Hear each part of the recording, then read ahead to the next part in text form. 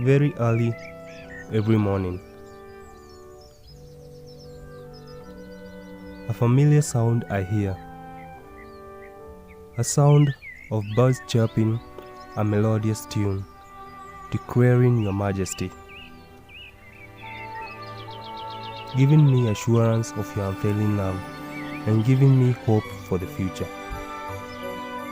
Great is your love, and your faithfulness reaches to the sky.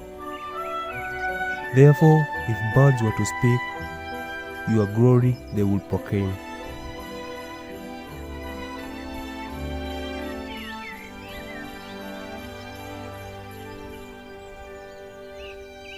Hearing their joyous chirps reminds me that each day is a blessing from you.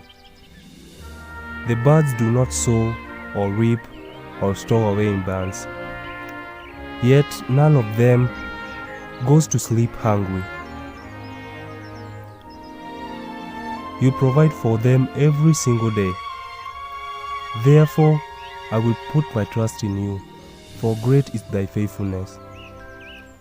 I will wait on you for all my provision, and I will never be in doubt, for you are my shepherd.